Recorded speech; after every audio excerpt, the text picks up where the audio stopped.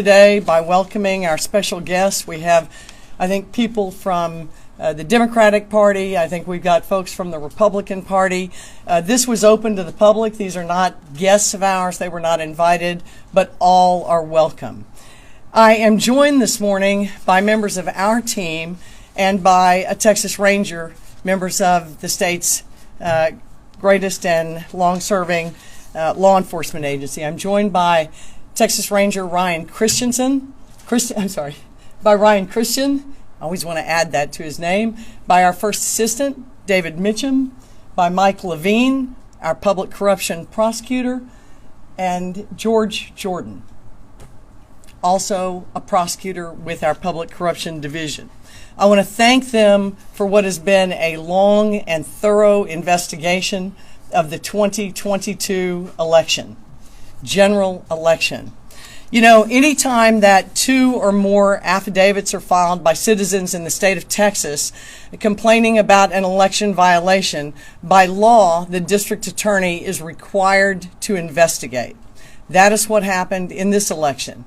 Multiple affidavits were filed, sent to us immediately after the election, and we did what we always do. We called in an independent investigative agency, the Texas Rangers. The investigation actually began shortly after the election. And we now know, because the Secretary of State's office has done a preliminary report on Harris County's general election of 2022, that there were major problems with that election. We all remember long lines, some disruption in voting because of the machines, but primarily the complaints were lack of paper ballots, that voting locations ran out of paper. Some have said this was directed at one party. Our investigation has not found that to be so. However, the Secretary of State's office has said that the insufficient distribution of ballot paper to polling locations and the loss of an effective monitoring system resulting in those ballot paper shortages at multiple polling locations across Harris County and on Election Day is attributed to a cessation of voting at certain locations. You can look at this public report and find what the Secretary of State's office found and reported as their findings publicly to support them, why they found what they found. Now, we know that voting was disrupted. We know that there are some people in Harris County who did not get to vote. We know this was a failure in terms of an election that the government has a responsibility to run effectively, ethically, and most importantly, accurately.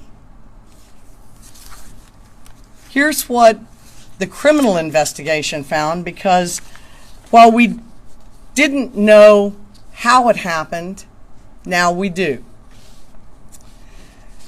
Defendant Daryl Blackburn, who worked in the now defunct Elections Administrator's Office, has been charged with 6 felony charges, 5 of them tampering with a document, 1 theft by public official.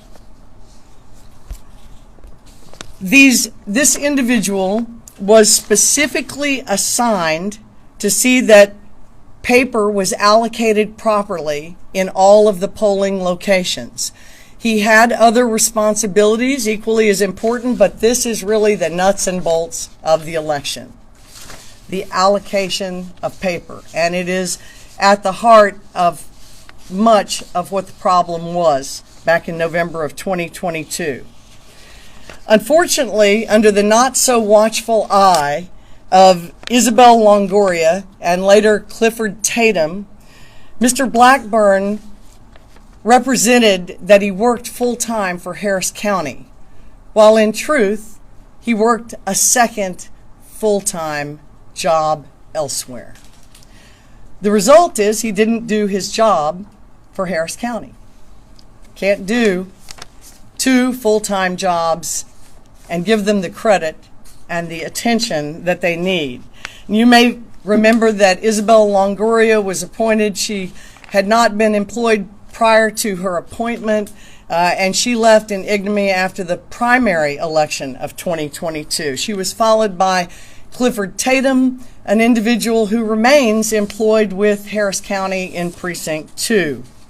Now, while working for the elections office, Mr. Blackburn not only stole thousands of dollars from Harris County in the sense that he lied on timesheets, much more importantly, he stole individuals' rights to vote, a basic constitutional right in our democracy, because people on both sides were delayed in their voting, halted in their voting, rerouted in their voting. I don't know that we'll actually know the damage there. But it's compounded by the loss of public trust in our election system here in Harris County. That is the real cost, and it is priceless. You know, it's interesting that the greed of one person, where checks and balances have been removed, where folks like Mr. Blackburn were allowed to work from home. I'll tell you, the scheme was crude in terms of stealing from the county. Nothing sophisticated here. And yet the consequences were massive.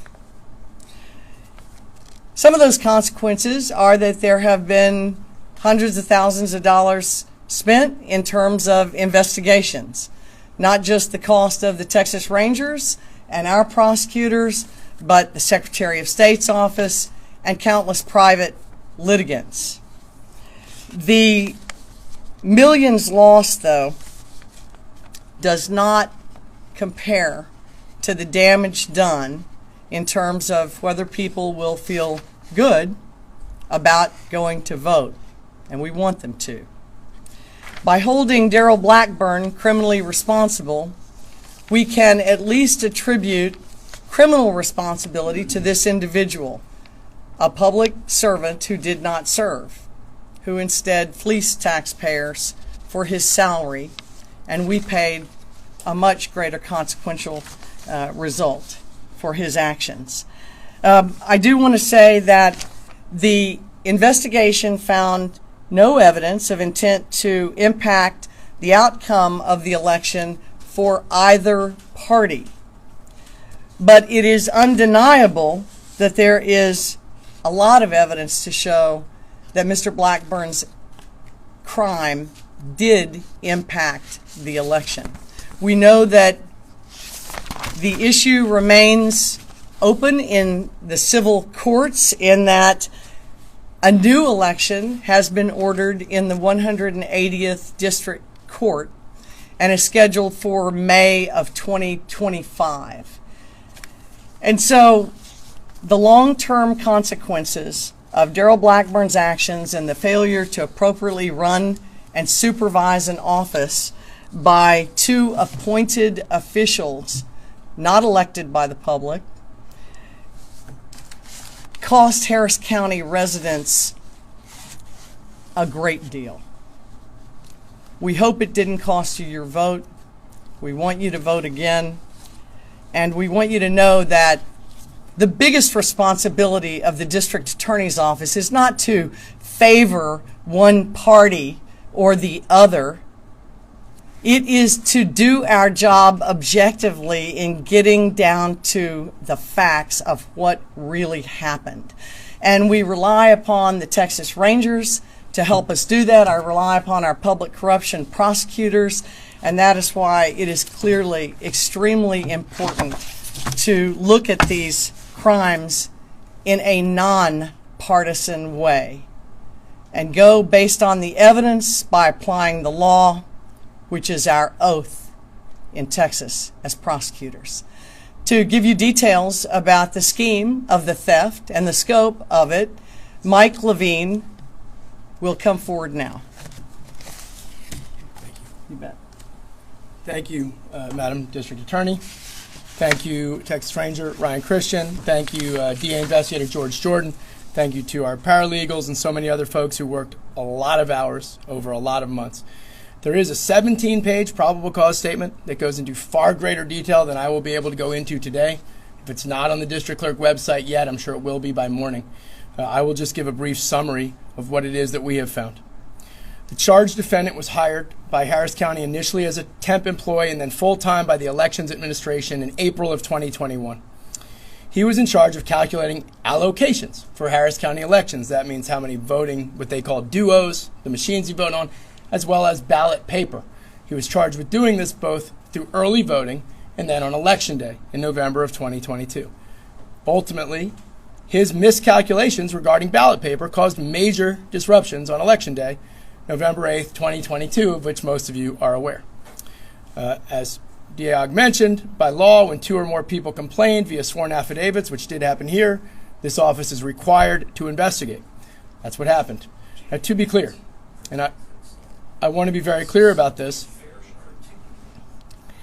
this investigation has revealed no evidence that anyone intentionally acted in any way to suppress voter turnout or to close certain voting locations based on known voting tendencies, nor did anyone take any action that we found with an intent to sway an election.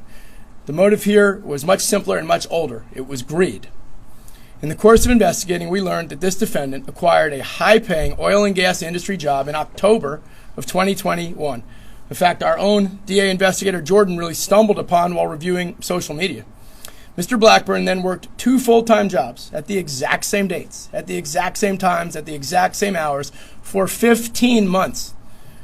This is not somebody who said they left work at 3 and left at 4. This is 15 months of sustained double dipping on timesheets. He worked exclusively from home for Harris County, yet frequently worked in person at his other higher-paying job in the Woodlands. He claimed the same time on timesheet after timesheet. That gave rise to the 5 tampering with government document charges we have filed. Those are state jail felonies. They're punishable by up to 2 years in state jail.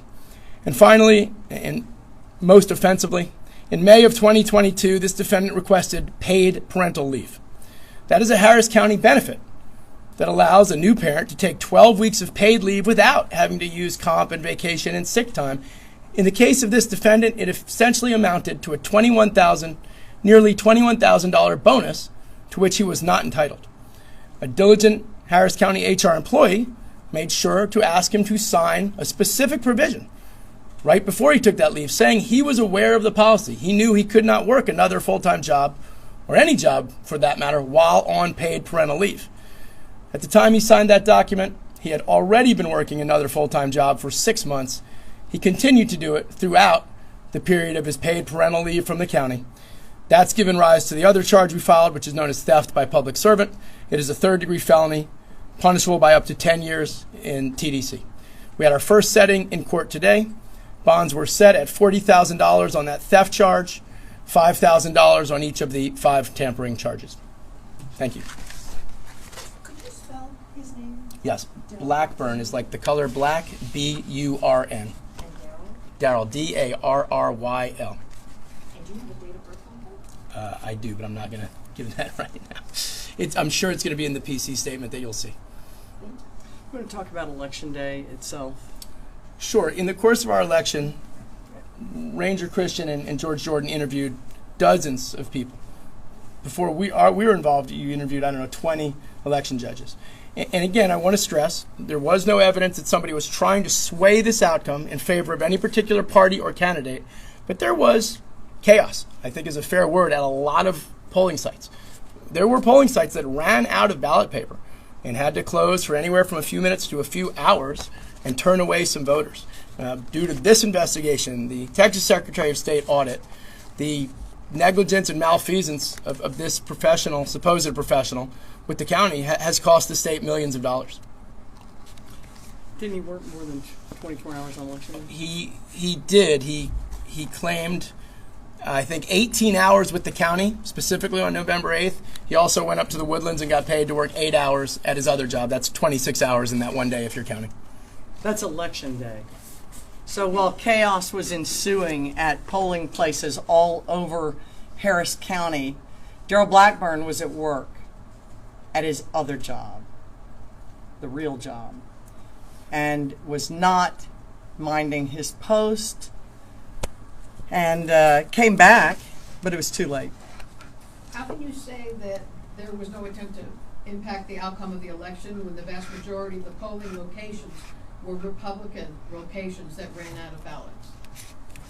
You want to address that? First off, I don't know that the audit that the Texas Secretary of State concluded did reach that conclusion. I will tell you, though, that our focus here is narrow. We are criminal prosecutors. Basis of the criminal law is intent. We found no evidence of any criminal intent by Mr. Blackburn or anyone else to make sure that certain locations ran out of ballot paper. In fact, quite honestly, his biggest mistake was giving, 98%, is it? 98% of locations got the same amount of paper.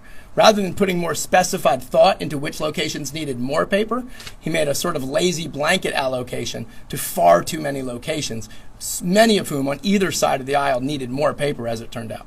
So we're not saying it didn't impact the election. Clearly, his actions impacted the election.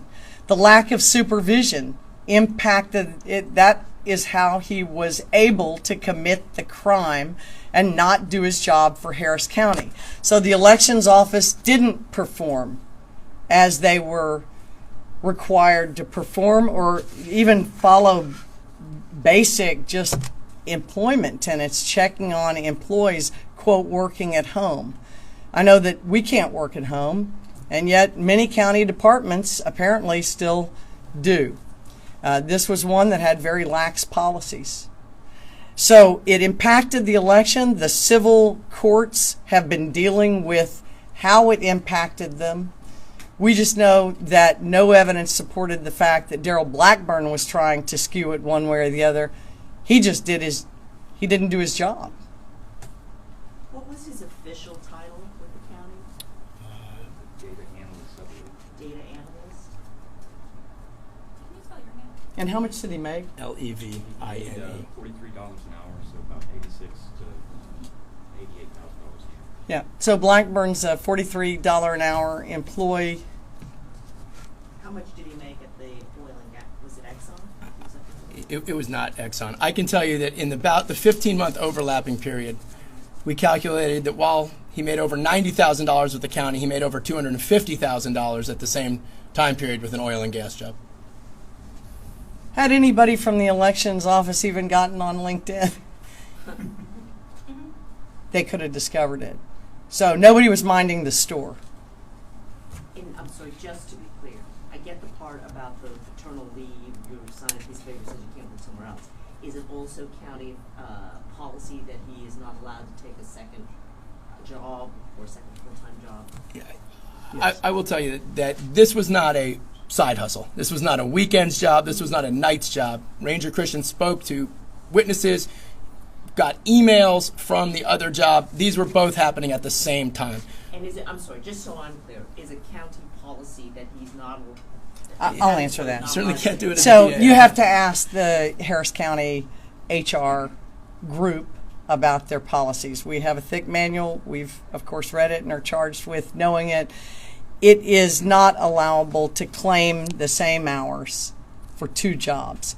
Extra jobs can be, in certain departments, approved. This was not an approved extra job.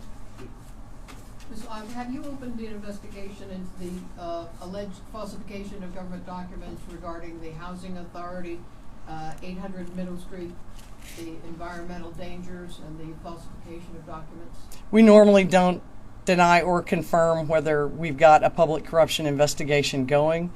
There has been some action on that by other entities, but I'm not prepared to tell you right now where we are on that if we are investigating. I'm just not ready to tell you yes or no on that one. You bet. Going back to Blackburn, you guys believe right now that he is the sole issue for this paper ballot problem that you guys were having in November of 2022? Is anybody else facing charges? Those other two people that you mentioned at the beginning of the news conference, would they be facing charges? Like, what does this look like? Because right now it seems like one person is charged for this, but who is overseeing his actions, his role throughout all of this? Well, the Harris County Commissioners Court are the ones who placed themselves, I guess, in supervisory control because they created the Office of Elections Administration. It didn't exist prior to 2020, and it hasn't existed since the legislature eliminated it. So they had control. The elections administrators, Isabel Longoria and Clifford Tatum, did not report to the public. They are not elected. They were appointed by the commissioners. So I guess if they reported to anybody, it would be to the commissioners and county judge. It's unclear to us whether they ever reported to anybody other than the statements that they made in commissioner's court. I know that Longoria, it's my understanding she wasn't employed before receiving this job. I'm not sure Tatum came out of another state. We see a lot of people from other places appointed here in this county at times. Is there any evidence that the higher-ups, his bosses, knew that he was doing this? There's no evidence to show that they did or didn't. No other charges then pending? No other charges pending. Does this conclude the investigation into that election in terms of, should we be waiting for more to come out in terms of election fraud that isn't related to this timesheet issue, or is this sort of a conclusive ending to that investigation? This is a conclusion. August of 2024 for a November 2022 election. We have put all the resources that we have into it, as have the Rangers. As you know, we're very understaffed, remain understaffed, but we followed every complaint. The affidavits were thoroughly investigated by the Rangers, and the result, it's ironic. People are looking for complex, conspiratorial reasons for things happening, and often it boils down to incompetence and greed. And even though that was affected on a relatively small scale by one person, it affected millions of us. And it did deprive people of votes. When you have to wait up to 3 hours or be redirected, regular people have kids to pick up, jobs to get to. And so running the elections is a very, very basic and critical function of government.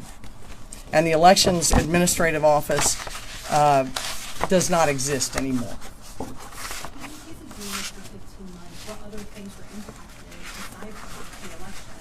That's a good question. I just know that we spent a lot of time and money in terms of staff power. I know that the Rangers did. I know that the Secretary of State's office did. Both parties have litigated the issue. So there were many, many people impacted, and we have another election to go for the 180th next May. And so the county is not finished paying for the debacle that was the Elections Office, Elections Administrative, Office of Election Administration. Surely Blackburn wasn't the only person responsible for the distribution of polling papers, right? How many employees were responsible? He was in charge of allocating. Distribution was simply secondary. And those employees, there's no evidence to indicate that they did anything other than take what was allocated. But to give all the polling places the same amount of paper, almost on its face shows you Darrell Blackburn wasn't doing anything but dividing. It looks like the number of polling places by the, amount of paper he had. I know you started. Can you give us again punishment for each of the tampering is how much, and the theft by public official? Sure. Tampering is a state jail felony.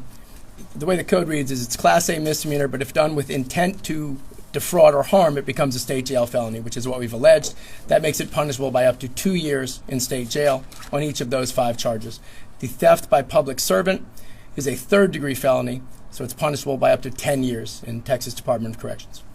Does he have any priors? He does not. Is there a press release we'll be getting, or can I ask you one more time to state the charges and the number of counts? I will tell you there is a 17-page probable cause statement that you can probably see right now on the clerk's website. No, it's public record. All right. There's 6 charges of tampering with the government. 5 of tampering. 6 total charges, 5 tampering with a government document, state jail felony, 1 theft by a public servant. I know you said you can't give his date of birth. Can we know all of his age? He's in his mid-30s. Yeah. 35. Right. The status of the defendant right now is he is not in custody. Our public corruption prosecutors have been in touch with his lawyer. Sorry, he did get placed on bond this morning. Oh, there Sorry. you go. Okay, so he turned himself in. Judge set the bond this morning. Yes. Well, that's not we don't know, but the judge set the bond at $65,000. Oh, okay. Is that in all the cases or each of the Combined, cases? total.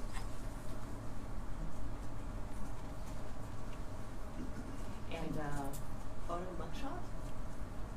We don't. Sheriff's Department keeps those. Sherman's looking for a one-stop shop. I am, because I don't have his DOB. Yeah, we still don't. Asking me if somebody else has it. I think he's 35. Why can't we give the DOB? I can if you want me to. I think it's 5/18/89. There you go. Out of my head without looking. There you go. There you go. All right. Questions? Yes. Can you clarify if the charges stem from a grand jury? Well, He's not been a grand jury. no. The grand jury is useful in that many records are obtained through grand jury subpoenas, which are part of a grand jury investigation. These were hard charges that were filed, meaning Michael got the warrant signed, dealt with the defense lawyer, and filed them with the clerk's office. Anything else? All right. Thank you all very much.